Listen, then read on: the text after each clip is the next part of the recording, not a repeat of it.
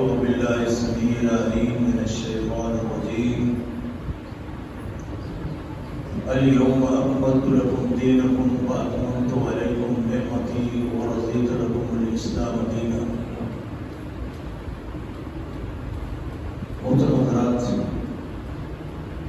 اس مختصر سے وقت میں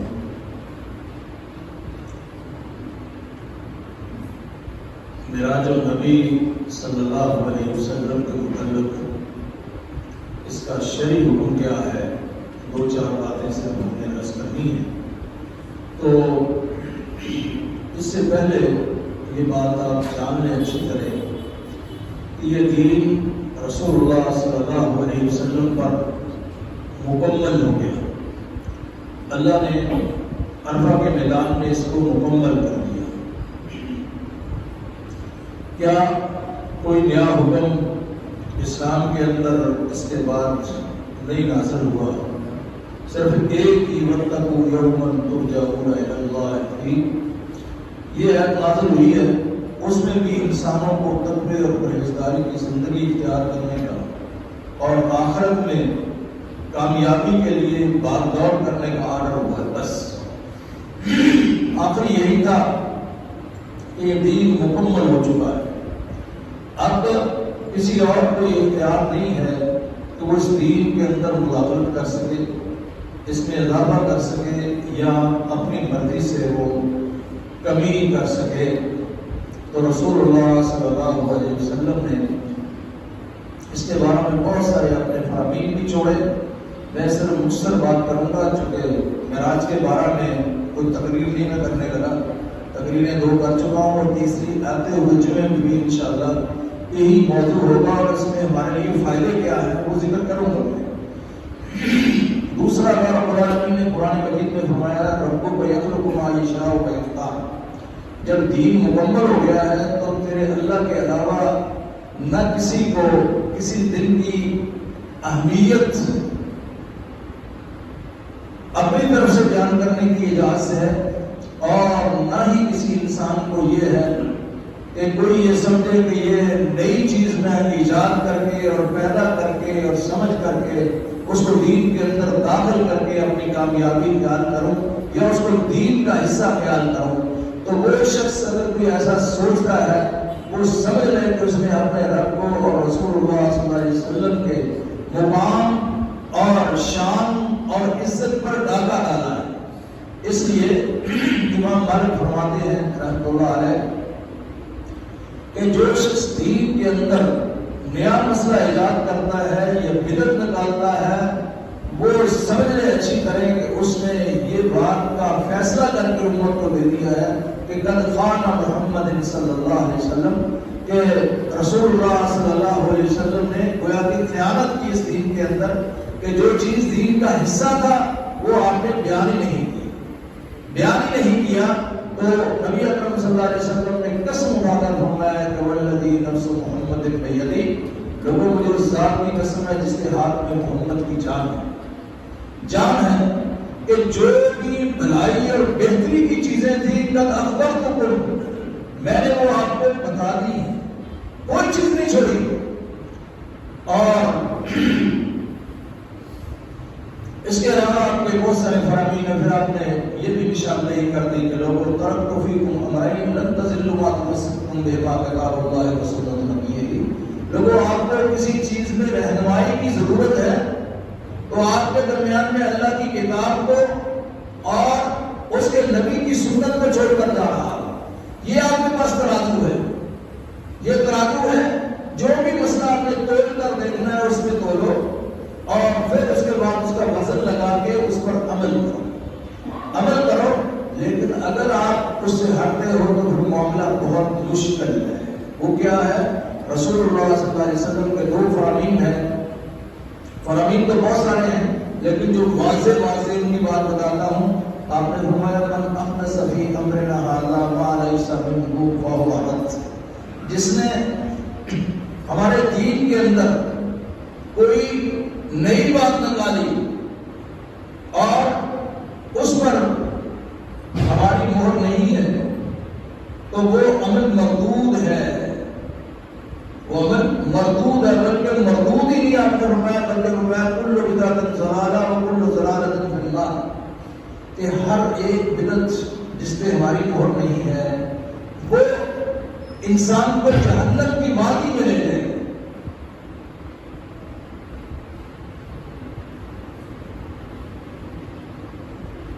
جہنم کی وادی میں لے جائے گی۔ اس لیے اللہ اور اس کے رسول کے فیصلے کے بغیر کسی کو دین کے اندر داخل کرنا یہ انسان کے لیے قیامت کے دن مشکل کا باعث ہوگا، اور دنیا کے اندر بھی یہ ہوگا۔ تو اس لیے یہ بات ہمیں ذہن میں رکھنی چاہیے اور پھر اس کے مطابق عمل کرنا چاہیے۔ باقی معراج کی رات جو ہے یہ آپ جانیں یہ بہت افضل رات ہے، اس لیے کہ رسول اللہ صلی اللہ علیہ وسلم کو معراج حاصل ہوئی، اس کی بڑی قیمت ہے، اس میں بڑے انعامات آپ کو ملے ہیں، اور جو بڑا انعام دیا گیا اس میں ایک تو وہ ساری جہنم کی وادیاں بھی دکھائی گئی اور جنت کی فضاؤں میں بھی آپ کو چلا کر کے اللہ نے دکھا دیا تاکہ آپ کی امت کو صحیح سے خبر دے دو، اور یہ بھی بتا دیا کہ جو پہلے انبیاء گئے ہیں وہ گئے نہیں کہیں بھی، وہ اللہ کے پاس محفوظ ہے، جیسے وہ محفوظ ہے ویسے آپ بھی محفوظ ہیں، یہ بھی دکھایا۔ اور ایک ڈیوٹی آپ نے لگائی اس میں ساری، وہ ڈیوٹی کیا تھی کہ اللہ نے 50 نمازوں کے بارے میں آرڈر کیے، لیکن رسول اللہ صلی اللہ علیہ وسلم کے بار بار جانے کے ساتھ، سوال کرنے کے ساتھ، اور اس میں کبھی کروانے کے لیے حضرت موسیٰ علیہ السلام کے مشورے کے ساتھ آپ تشریف لے گئے۔ تو حضرت موسیٰ علیہ السلام سے آپ نے مشورہ نہیں مانگا، انہوں نے خود مشورہ دیا۔ یہ بھی سبق ہے ہمارے لیے کہ اگر کسی کو ایک چیز کا علم نہیں ہے اس کو خود بھی مشورہ دے سکتے ہیں، لیکن خیر خواہی کے لیے، کھنسانے کے لیے نہیں۔ تو رسول اللہ صلی اللہ علیہ وسلم کو بار مشورہ دیتے رہے، آپ 5 دفعہ اوپر گئے، چونکہ بعض لوگوں کو شک ہوگا تھا، اللہ نے اس شک کو بھی ختم کروا دیا کہ شاید رسول اللہ صلی اللہ علیہ وسلم اس سطح اور مقام پہ پہنچ کے مشکل کشار حاجت روا ہو گئے ہیں، آپ کی طاقتیں سب کو گھیرے ہوئے ہیں، یہ بات کریں گے ہم جمعے کو، لیکن ابھی موقع نہیں ہے، ابھی تو صرف میں نے اس کا حکم دینا آپ کو تاکہ آپ کی بات ذہن میں آ جائے کہ ہماری ساری چیزیں ذہن میں ہیں کہ اس رات کی شان اور مرتبہ کیا ہے۔ رسول اللہ صلی اللہ علیہ وسلم 5 مرتبہ تشریف لے گئے، اور جب اوپر چلے گئے تو اس کے بارے میں حدیث میں آتا اوحا الی عبدہ ما اوحا، کہ ہم نے اپنے بندے کی طرف وحی کی جو پھر وحی کی اللہ نے۔ وحی میں بہت ساری باتیں ہیں، یہ پھر ہم بتائیں گے۔ دیکھیں یہ شروع کیا اللہ رب العالمین نے عبد سے، سبحان الذی اسریٰ بعبدہ، اور 7 آسمانوں سے اوپر پہنچا کر پھر یہی لفظ استعمال کیے۔ کیوں؟ اس لیے کہ میرے محبوب جب یہاں سے گئے تھے تو اس وقت بھی بندے تھے، اور جب وہاں پہنچے تو اس وقت بھی بندے تھے، کوئی مشکل کشا حاجت روا کرنے والا اور دنیا کو کنٹرول کرنے والے نہیں تھے۔ وہاں بھی پہنچ کر بھی یہ وحی نازل ہوگی تو 6 دفعہ اللہ کی بارگاہ میں جانا پڑا، لوگوں کو یہ بتانا تھا کہ آپ مشکل کشا اور حاجت روا نہیں، اپنی مرضی سے ایک پوائنٹ میں بھی تبدیلی نہیں کر سکتے اللہ کے پیغمبر ہو کر۔ تو ان سب کو حق ہے کہ یہ مسجدوں میں کنکڑے لگانے، یہ حلوے پکانے، یہ اپنی مرضی سے نمازیں پڑھتے رہیں، اور طرح طرح کی ایجادات اللہ کے نام کی طرف منسوخ کر کے، رسول اللہ صلی اللہ علیہ وسلم کی طرف منسوخ کر کے ان کو ادا کرتے رہے، ان کو کوئی پوچھے گا۔ تو یہ معراج کا بڑا سبق ہے کہ بھائی جو کام آپ نے کرنا ہے پہلے اللہ کے پیغمبر سے پوچھو کہ اس کو اس طرح منانے کی، رات کو نمازیں پڑھنے کی، صبح حلوے تقسیم کرنے کی یا روزے رکھنے کی، یا اس طرح کے بے شمار بتیاں جلانے کی، اور طرح طرح کی چائے پکا کر جو ہے وہ تقسیم کرنے کی، اور لمبی نمازیں پڑھنے کا یہ ثبوت کسی نے پیش کیا آپ کے سامنے؟ یہ کسی نے دیا ہے؟ قرآن نے، حدیث نے، یا کوئی اور اللہ رب العالمین نے خاص وہی تمہارے اوپر نازل کر دی ہے؟ وہی تو اللہ نے عرفہ کے میدان میں مکمل کر دی تھی۔ تو میرے بھائیوں، اگر اپنی مرضی سے کوئی بھی قوم جماعت فیصلہ کرتی ہے، بے شک وہ محبت کے نام پر ہو اور بے شک وہ اطاعت کے نام پر ہو، اس کی کوئی قیمت نہیں بلکہ وہ محبت بھی بندے کو ڈبو دیتی ہے جو محبت اللہ اور اس کے رسول کے طریقے کے مطابق نہیں ہے، اور وہ نافرمانی بھی انسان کو ڈبو دیتی ہے جو اللہ اور اس کے رسول کے بتائے ہوئے طریقوں کے مطابق نہیں ہے۔ اس لیے محبت بھی وہی ہے جس کو شریعت محبت کہے، جس کو شریعت محبت کہے، اور اسی رات کو اگر منانا ہے تو وہ بھی میرے اللہ سے پوچھنا پڑے گا اور رسول اللہ صلی اللہ علیہ وسلم کے فرامین سے پوچھنا پڑے گا۔ بعد میں صحابہ کا عمل ہے ان سے پوچھنا پڑے گا۔ کسی صحابی نے یہ آج تک اس طرح کاروائی کی جو ہماری ہم کرتے ہیں؟ چونکہ ایسے مصیبت پڑ گئی ہے ہمارے علماء کے درمیان کی، ورنہ صحیح کے لوگوں کے درمیان خصوصی طور پر، کہ وہ کھانے پینے کا کوئی طریق، وہ ڈھنگ، وہ ضرور ہمارے پاس ہونا چاہیے جس کے ذریعے سے ہم اس عبادت کو روشن کر سکیں۔ رسول اللہ صلی اللہ علیہ وسلم نے فرمایا، ایک فرمان ہے آپ کا، آپ فرماتے ہیں یوم الاثنین کے بارے میں، ولدت فیہ، کہ میں اس دن پیدا ہوا، وہ بعثت فیہ، میں اس دن نبی بنا، مجھے نبوت ملی، وحاجت فیہ، ہجرت بھی میں نے پیر کے دن کی۔ ایک دو چیزیں آپ نے کی اور ارشاد فرمایا وہ شکریہ میں روزہ رکھتا ہوں۔ ہم نے کیا کیا؟ ہم نے آپ کی ولادت کے دن دنیا جہان کے شربت بنا دیے، دنیا جہان کے رنگ برنگے چاول بنا دیے، اور رنگ برنگے کھانے بنا کے وہ خوشی کا اظہار ہو رہا ہے۔ کہتے بیٹا پیدا ہوگا تو اس کے لیے کرتے ہو تو نبی کے لیے نہیں کر سکتے؟ یہ ان کی دلیل نہیں بنے، ایسے کام نہیں چلے گا۔ اس لیے کہ رسول اللہ صلی اللہ علیہ وسلم فرماتے میں نے روزہ رکھا، اور تم روزے کی طرف آنے کو تیار نہیں ہوئے، اور پھر نبی اکرم صلی اللہ علیہ وسلم نے ہر کام کی علت بیان کی۔ آپ نے فرمایا کہ میں پیر کا اور جمعرات کا روزہ اس لیے رکھتا ہوں کہ اس دن میرے اعمال اللہ کی بارگاہ میں پیش ہوتے ہیں۔ تو اب کوئی مولوی پوری دنیا کا جائے ثابت کرے کہ معراج کا آپ نے کو روزہ رکھا اور یہ اس کی علت بیان کی، اور پہلے تو میں جمعے میں بیان کر چکا ہوں کہ بھائی معراج کے بارے میں کتنے قول ہیں؟ ایک جگہ پہ 5 ہیں، ایک جگہ پہ 7 قول ہیں۔ کوئی کہتا ہے معراج اس مہینے میں ہوئی، کوئی کہتا ہے اس دن میں ہوئی، کوئی کہتا ہے اس سال میں ہوئی۔ اور جب آپ کو نہ دن کا پتہ ہے، نہ آپ کو مہینے کا علم ہے، نہ آپ کو سال کا علم ہے، تو پھر آپ مناتے کیا ہو بھائی؟ کس بنا پہ مناتے ہو؟ علماء نے اس کو ترجیحات دی ہے، اس میں کوئی شک نہیں۔ قاضی سلیمان صاحب منصور پوری نے 27 رجب کو کلیئر کیا ہے، لیکن ان کے مد مقابل میں دوسرے لوگ ہیں، لیکن انہوں نے بھی ایسے کلیئر نہیں کیا کہ بالکل 100% یہی رات ہے، یہی رات ہے۔ تو جس کے بارے میں ہمیں علم نہیں ہے تو اپنی طرف سے تعیین کرنے کی شریعت نے کسی کو اجازت نہیں دی۔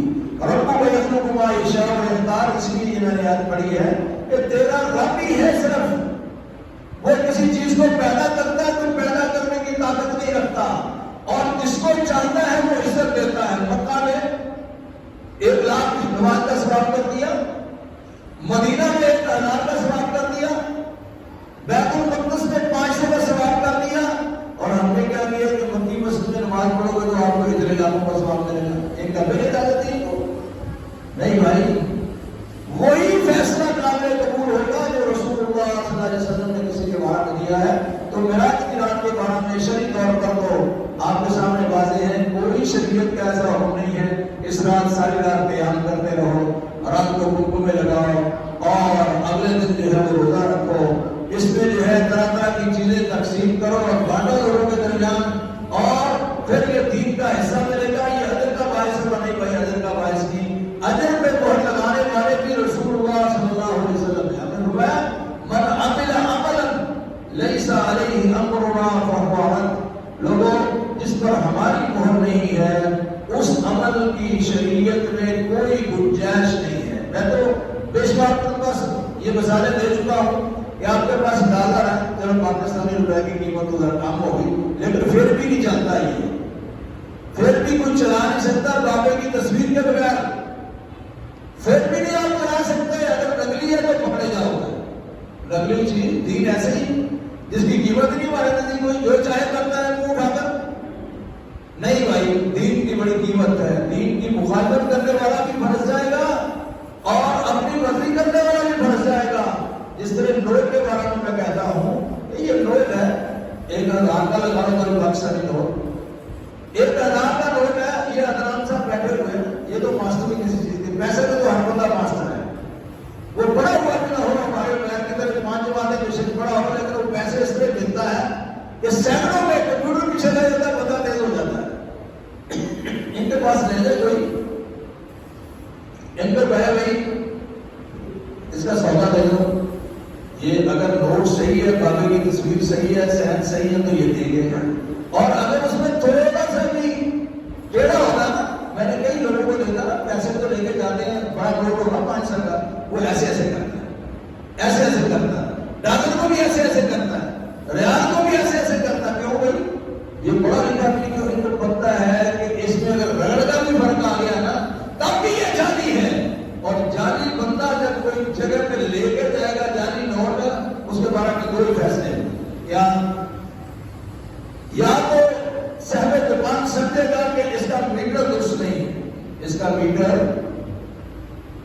میٹر یہ دماغی طور پر مفلوج ہے۔ دوسرا فیصلہ اس کا یہ ہوگا کہ یہ سب سے بڑا دھوکے باز ہے جو فرار کرنے کے لیے صاحب دکان سے آیا ہے۔ وہ دین ایسے طریقے سے جو منہ اٹھائے، جو بنائے اور وہ داخل کر دے اور اس کے نام پہ کھانے کرتا رہے، دوسرے معاملات کرتا رہے، نہیں بھائی ایسے نہیں ہے۔ آپ کا دین بھی کوئی کسی لنجو پھنجو کا فتویٰ نہیں ہے، یہ اللہ کی طرف سے بھیجا ہوا دین ہے۔ اس کی ایک ایک بات کی نگرانی موجود ہے۔ اس دین کو محفوظ کرنے والے، اس کی سنتوں کو جمع کرنے والے 90,000 افراد ہیں، 90,000، جو سارے چھپ کر کے ایک ایک کردار اور سامنے دنیا کے سامنے موجود ہے۔ تو آپ کے سامنے قرآن بھی ہے اور رسول اللہ صلی اللہ علیہ وسلم کے سارے فرامین بھی ہیں اور صحیح حدیث بھی جمع ہو کر میرے مکتبے میں موجود ہے کہ دنیا میں کوئی اور حدیث بھی اس کے علاوہ صحیح وہ بھی موجود ہے۔ تو بھائی کوئی صحیح حدیث ہے یا اللہ کے قرآن کا بھی فیصلہ ہے وہ لوگوں کو بتاؤ۔ تو اس لیے میرے بھائیوں، یہ مقصد طور پہ میں نے بات کی ہے، تو شریعت اسلامیہ کے اندر اس رات کی اس طرح کوئی فضیلت ثابت نہیں ہے، نہ کوئی شرعی طور پر اللہ رب العالمین نے اس رات نوازے پڑھنے کے لیے انسانوں کو اور مسلمانوں کو کہا ہے، اور نہ ہی روزہ رکھنے کے لیے کہا ہے، اور نہ ہی اگربتیاں جلانے کے لیے کہا ہے، نہ ہی قبرستانوں میں جا کر اپنی کاروائی کرنے کی اجازت دی ہے۔ وہ بھی اپنی کاروائی کرتا ہوں اس لیے کہتے ہیں کہ ساری روحیں آج آئی ہے، ہاں جی آئی ہے، تو مجاہدیں ساری مولوی کے گھر پہنچائی ہے، اور اگر رات کے آدھوں میں دیکھتا ہوں کون سا قبر والا کھا کر چلا جاتا ہے، وہ جائے گا کھا کر۔ آج ہی ایک بزرگ نے سوال کیا یہاں کہ وہ جو روحیں ہوتی ہیں، روحیں وہ آگے آپس میں ملتی ہیں، یہاں سے بندہ جاتا ہے اوپر جا کر وہ ایک دوسرے سے تعارف کرتی ہے، میں نے کہا ہاں کرتی ہیں، تعارف کرتی ہیں، صحیح حدیث کے اندر ہے۔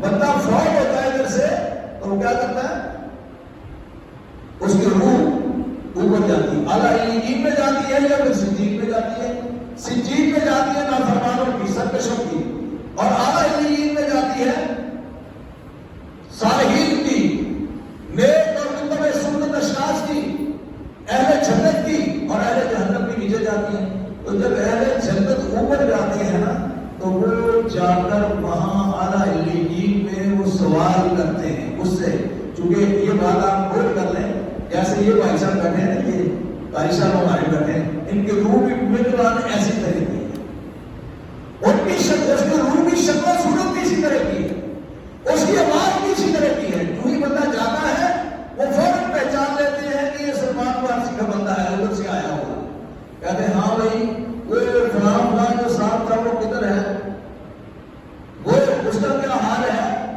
اس کی دکان چل رہی ہے، راتوں میں نہیں چل رہی ابھی، تو وہ کہتے نہیں جی وہ تو کافی دیر ہوگی آئے ہوگے۔ کتنی دیر ہوگی؟ کافی دیر ہوگی، کراچی سے سفر کر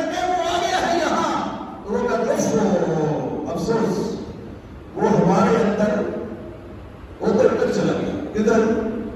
سجین کی طرف، اہل جہنم کی طرف چلا گیا۔ اس لیے جو بات میں آپ کو بتانا چاہتا ہوں، بھائی وہ روحیں تو آ جاتی ہیں معراج کی رات میں، شعبان کی رات میں، ٹھیک ہے، اور ہر جمعرات کو آتی ہیں، ان کے گھروں میں آتی ہیں ساری۔ وہ روحیں اپنے بیوی کو ملنے نہیں آتی، نہ خامد نہ بیوی خامد کو ملنے آتی ہے، یہ روحیں ساری مولویوں کے گھروں میں آتی ہیں۔ لیکن ادھر کیا ہے؟ اگر وہ روحیں مجھے بتاؤ، اور صحیح حدیث کے اندر ہے، اگر یہاں آ سکتی یا آتی ہوتی، ان کو پتا نہ ہوتا کہ ہمارا ساتھی تو جو ہے نا وہ کب کا ہجرت کر کے آیا ہوا ہے۔ وہ پوچھتے اسی لیے ہے، اللہ نے اس چیز کو اسی لیے ظاہر کیا کہ اوپر سے کوئی روحیں نہیں آتی، یہ تمہارے سارے فراڈ ہیں، وہ شیعہ کے ہوں، وہ بریلویوں کے ہوں، یا دیوبندیوں کی جو روحیں آتی ہیں اور ہمیں اور گیان میں کھانے کے لیے آتی ہیں وہ، لیکن قبر والے کو پھر بھی کچھ نہیں ملتا۔ ہاں جی، یار مجھے تو ویسے اسی کے اپنے فیصلہ کرنا چاہیے، یہ بھائی صاحب جو دعوت نہیں کرتے ہماری، تو اگر میں بھی یہ فتویٰ دوں کہ ہم جو رات کو روحیں آتی ہیں، آپ کے دادا کے پاس جائیں گی، کپڑے بھی دے دو، بس سن، اور ساتھ ساتھ یہ بھی دے دو، تو ہمارا فائدہ ہے نا، ہمارا فائدہ ہے۔ ٹھیک ہے، ہمارے قاری صاحب جو ہیں جوان لگے ہیں، لیکن مؤذن تو کمزور ہے، اگر یہ کھائیں اس کی طرح تو یہ ضرور محدود ہو جائے، اکثر کی بات ہی نہیں ہے۔ تو میرے بھائیوں، اصل بات یہ ہے کہ یہ آپ کسی بھی جنتری میں، کسی بھی ڈائری میں پڑھ کر دیکھ لیں، جو لکھا ہوا ہے اس کے بارے میں آپ کو نظر آئے گا، صرف کھانے پینے کے طریقے آپ کو نظر آئیں گے، لیکن اس کے پیچھے کوئی دلیل نہیں ہوگی۔ اگر وہ روحیں واپس آتی تو اہل جنت جو ہے ان سے کبھی سوال نہ کرتے کہ بھائی وہ فلاں ہمارا ساتھی تھا، پھر وہ کبھی افسوس نہ کرتے۔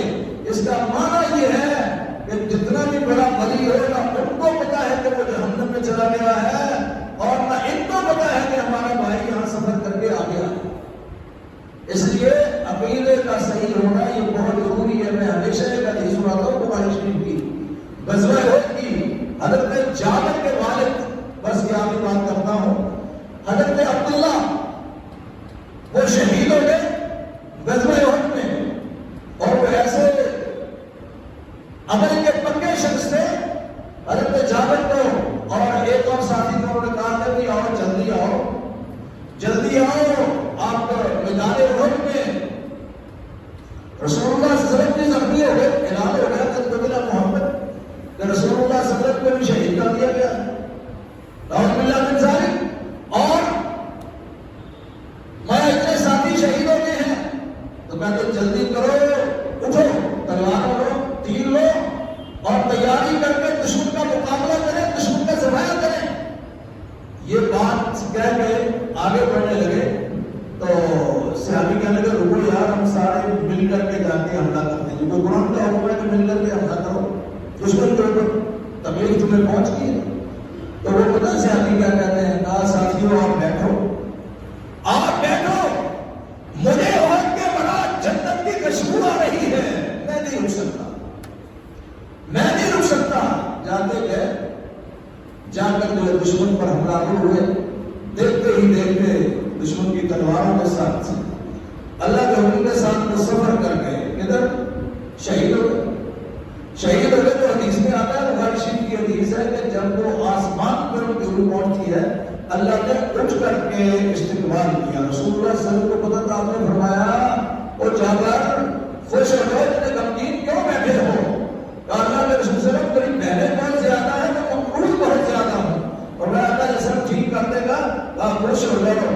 جب آپ کے ابو آسمان پر گئے، اللہ رب العالمین نے اٹھ کر کے آگے بڑھ کے ان کا استقبال کیا، اور ان سے 3 سوال کیے بار بار کہ عبداللہ بتاؤ کچھ اور کو نہیں چاہیے، عبداللہ کچھ اور کو نہیں چاہیے، عبداللہ کچھ اور کو نہیں چاہیے، چونکہ ادھر خوشیاں اتنی ہو جاتی ہیں کہ انسان اپنے اوپر کنٹرول نہیں رکھ سکتا۔ وہ کامیابی کے مناظر دیکھتا ہے تو وہ پھر اس کی محبت کا جو ایک منظر ہوتا ہے پھر وہی جانتا ہے وہ۔ تو اللہ رب العالمین نے 3 دفعہ کہا جانور خوش ہو جاؤ، آپ کے ابو نے آپ کے اللہ نے آپ کے ابو سے یہ باتیں پوچھی ہیں، تو حضرت عبداللہ پتہ کیا کہتے ہیں؟ کہتے ہیں یا اللہ، میں جب 3 دفعہ پوچھا تو دنیا میں دوبارہ جانا چاہتا ہوں. کہاں؟ دنیا میں مدینہ میں دوبارہ جانا چاہتا ہوں. یہ جن سے اللہ پوچھ رہے ہیں ان کو یہ اللہ کو جواب دے رہے ہیں. اس کا جواب دینے لیکن اللہ رب العالمین نے کیا فرمایا؟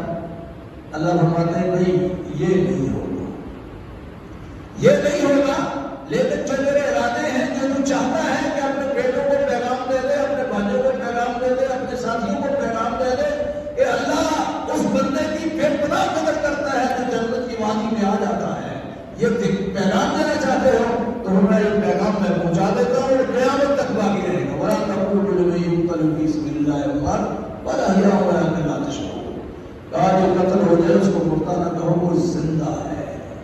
وَلَا يَحْسَبَنَّ الَّذِينَ قُتِلُوا فِي سَبِيلِ اللَّهِ أَمْوَاتٌ بَلْ أَحْيَاءٌ عِندَ رَبِّهِمْ يُرْزَقُونَ. اور میں ان کو مردہ خیال نہ کرو، وہ زندہ ہیں. ایک تو آپ کی زندگی کا شعور نہیں رکھتے، اور دوسرا یہ کہ ان کو اپنے اللہ کے ہاتھ رزق دیا جاتا ہے. اس لیے شہید جو ہے اس کو سبز بندوں کے پیٹوں کے اندر ان کی روحوں کو داخل کیا جاتا ہے اور وہ جھولے جھولتے ہیں جنت کے اندر. کتنے خوش قسمت کی قدر تو زیادہ ہے نا. جو شہید ہے اس کو 72 روحیں ملنی ہے، یہ بھی آپ جانتے ہیں. اور پھر شہید کے لیے 6 خصوصی انعامات ہیں جو کسی اور کو نہیں ملتے. تو جو بات میں نے بتانی تھی، قصہ سنانا مقصود نہیں ہے، وہ یہ ہے کہ حضرت عبداللہ کو خود اللہ رب العالمین پوچھ رہے ہیں ان کو بھی یہاں کوئی آنے دیتا. اس لیے حضرت کے نام پہ لوگ میں سارے باپوں کی، تمہارے بڑوں کی، تمہاری ماں کی، تمہارے دادوں کی، تمہارے سارے بھائیوں کی روحیں آتی ہیں. جلدی جلدی پیسے نکالو، مال پکاؤ اور مولوی کے گھر پہنچاؤ، تو پھر یہ معاملہ حل ہو جائے گا. آپ کی مشکلیں حل ہو جائے گی. نہیں، ایسا دین کا کوئی نہ کوئی حکم ہے اور نہ ہی شریعت نے ہماری اس میں رہنمائی کی ہے. باتیں تو گھروں میں یہ ختم نہیں ہو سکتی، لیکن خلاصہ کلام یہ ہے کہ اس رات میں پہلے تو تعین نہیں اس کی، اور دوسری بات یہ ہے کہ شرعی طور پر نہ تو روزہ رکھنے کا، نہ تو مال تقسیم کرنے کا، نہ تو خصوصی نماز پڑھنے کا. اس میں شریعت کا کوئی حکم نہیں ہے، کوئی حکم نہیں ہے. اور جو زیادہ لوگوں کو فائدے کی چیز نظر آتی ہے وہ روح کی ہے کہ روح کے لیے اگر کھانا پکانا کو سجدہ کرنا چاہیے. وہ بھی آپ نے سمجھ لیا کہ یہاں کوئی نہیں آنے دے گا.